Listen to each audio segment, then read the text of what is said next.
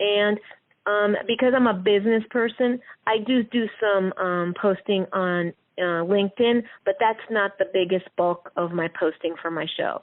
The biggest bulk is the other ones I've mentioned. Mm-hmm.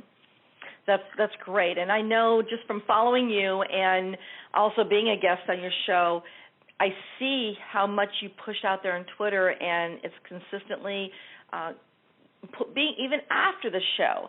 So that, again, is another plus with doing Internet radio. And podcasting is evergreen, so it can continue being promoted. Well, that's a great thing that you just said there, Cheri. And I want to make sure your listeners heard you. Evergreen. The evergreen factor of a podcast is very critical. I mean, there are certain podcasts that things change, so they can't be evergreen. They have a finite period of time. But if you're going to retweet them, you want to try and make them as much evergreen as possible. That is really good. Especially, I mean, you could take a podcast, like you said, in an interview, and you could actually either edit it yourself or get somebody to edit it for you and take out little individual sound bites and really make some interesting little inserts into your social media on that, so that people can hear exactly what you're referencing in your post. Exactly. And I have to tell you that the other great thing about it is people don't realize that their podcasts can use them to create other products and that they can offer their audience, add on to it or bundle it. I mean, the possibilities are limitless. I love how you say that. And it's podcasting for profit, right, Richard? You got it, girl. I mean, well, ultimately that is, we're in business to make money. I mean, that's the bottom line. And when we're implementing these type of strategies in our marketing, we definitely want to start seeing a profit. Can you give some examples of how you have used your podcast for profit? And I know you want to probably digress on those products as well, so that'd be great. Yeah, absolutely.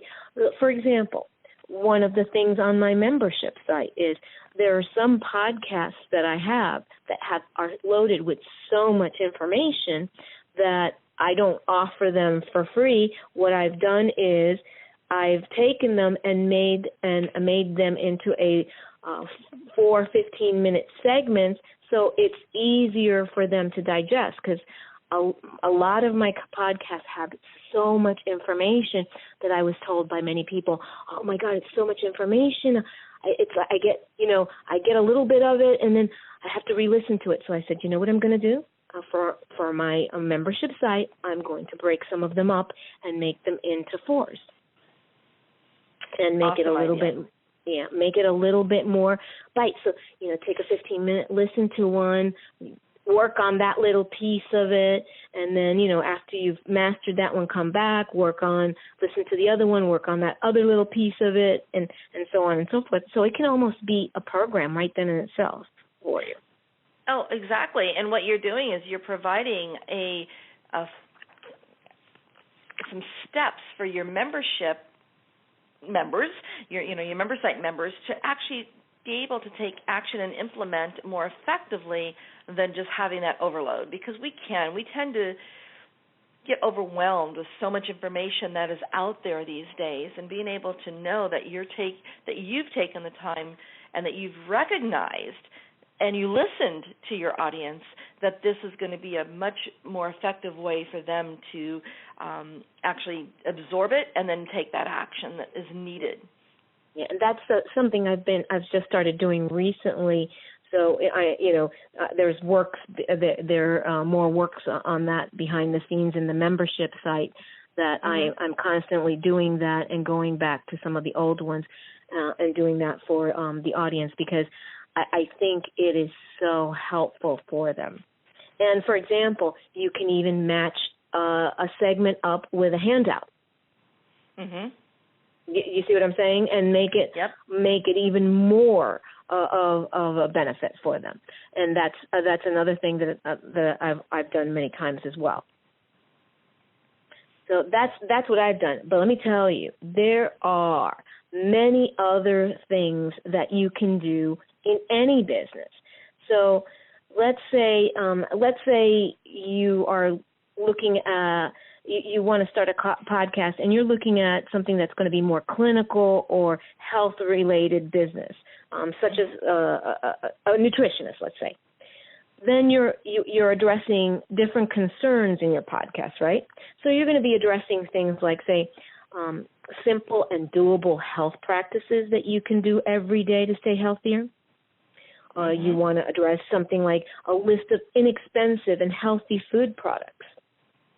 All of these things you can address in your podcast, and then you can create handouts that you or workbooks that could be attached to it that eventually you can bundle with the podcast and those and sell it as a product. So you see how you're podcasting for profit. I love that. No, I mean that's very very smart marketing on giving people that clue, because it doesn't matter. It could be a podcast, it could be a video, it could be a series of posts that you do up on Facebook or LinkedIn or Twitter, and create a business resource from that. So no, that's an amazing, to me, example of creative income generating activity that actually has a meaningful benefit to your clients or customers. Absolutely. I mean, and it could go on, Richard. You can do a 30-minute healthy meal recipes for the business person, let's say, if you're that nutritionist. That's another product. You can do a little podcast about it and then create a partnered little book or an ebook that goes with it. Tasty and healthy snacks for your kids. I mean, weight control tips and strategies. I would go for that. Well, what's so cool about it is that what you're doing is it's almost like a TV show, a series almost, or you're doing a radio series, and they can't wait to hear more. But again, they don't have to necessarily, depending on what the format of the show is. If it's a daily show, they know they can tune in every day. However, if they cannot take that time to tune in on the exact time that the podcast or the internet radio show is producing, they have it where they can go download it. And you've provided them a means within your membership site that by being a member, they have access to it immediately. Exactly. And like I said, the list can go on. I mean, I've got a list of a whole bunch of things. And this is the type of thing that when I have worked with people that I have coached for podcasting, we work together on a list of things that they can work on for their specific ones. Because people say, well, can't I just buy something and a template and do it? And you and I, Cheri, have had this conversation. It's just like social media. Yeah, there's a certain amount of things you can do, but it really, in order for it to work, it has to be customized to your needs, because one size does not fit all. Exactly. Now, is there any special equipment that you use? You mentioned that when you were giving your, the 5 tips as far as what you want to make sure to have for those beginners and for those of us that are even involved in doing podcasting, making sure we have everything set up. You mentioned about, testing your equipment before you actually go on and do the podcast. Is there any certain, tools or equipment that you use or could recommend? Yeah, it depends on how you are recording your podcast.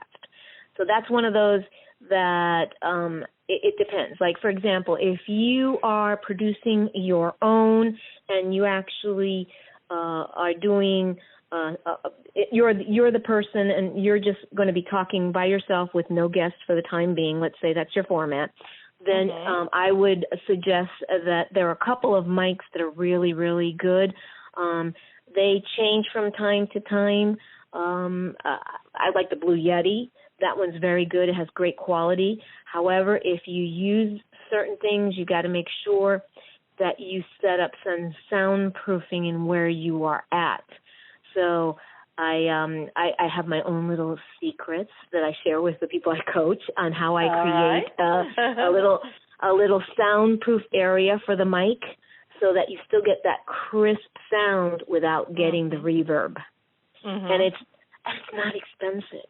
You can do a lot of this very inexpensively. Just like if you opt to start it on your own and produce your own ones, there's free things out there that you can utilize to actually record your podcast. Even if you wanted to do an interview with somebody on Skype, we talked about this a couple of times before. Sometimes Skype can be a little hinky. It has little blips. But, you can always, if you're doing it yourself, or so they can always edit it a little bit for you if you need to. And there's free tools that you can get to actually record it from Skype. So there's a whole bunch of resources out there. There is, for example, Spreaker. You can sign up for free to be on Spreaker, and you get a maximum of 10 hours on that you can, meaning 10 podcast hours that you can post on Spreaker. So, for example, that's one example that you can utilize that, and then as you get new ones, you take the old ones off, and that gives you a nice stream, and you can get all that done. So those are just some little tidbits, but it depends on how you're doing it. If you are doing it through a conference call mechanism, then you just have to make sure you have a good phone, and if you're, a good quality phone that is capturing the sound good, I would never recommend using voiceover phones because they go through the internet, and that gives you the same possible blip that you might have. Had situations in the past with some of our, our guests calling in if they aren't right here with us exactly. So that is a thing. All those little things you need to think about so that you have the quality that you want your listeners to. It helps your listeners to want to hear you again if the quality is good, most definitely. So those are all great things. When you mentioned the mic, you said Blue Yeti. You want to spell that so that our listeners know? Yeah, it's Blue Yeti. It's Y-E. What is it? Hold on a minute. I'm looking at it right now. I had Yeti, but I said Eddie, didn't I? So yeah, Y-E-T-I is what I put. Is that? Oh, no, one T. One T. Y-E-T-I? Mm-hmm. All right. Well, I was close. So, again, for our audience, and also go up to Amazon. I've been up on Amazon, and I've looked at a number of different mechanisms that, where you can actually, if you're going to be doing it on your smartphone, for example, you can have a stand for your smartphone with a little speaker area, place for you to put your speaker that has a little buffer on it so that you don't hear the breathing and and all that good stuff. There's so many different things out there, but you can get started very affordably and just practice with it. Even if you're not going to do anything with it immediately, it's a great place to start and have fun. And who knows what you'll do with it. You might just decide to put it out on your website as an audio. There you go. And that's the whole thing. What I want to make sure the audience realizes is to take action. I love that. It doesn't have to be perfect. It doesn't. It's better to have a poor plan executed than a great plan that's never executed. You know what I'm saying? Exactly. So, and because you can always tweak the plan. You can always tweak it. Richard always says, Rich always teases me because, I've said I'm a recovering perfectionist, and he's gotten me over that. He's actually influenced my life. It says, let's just go dirty, Cheri. Let's just do it, because if you don't do it, you'll never do it if you wait to you'll never learn. I don't know why I'm the way I am, but I tend to learn much, much more from my mistakes and my mess-ups than I do from my successes. And absolutely. so when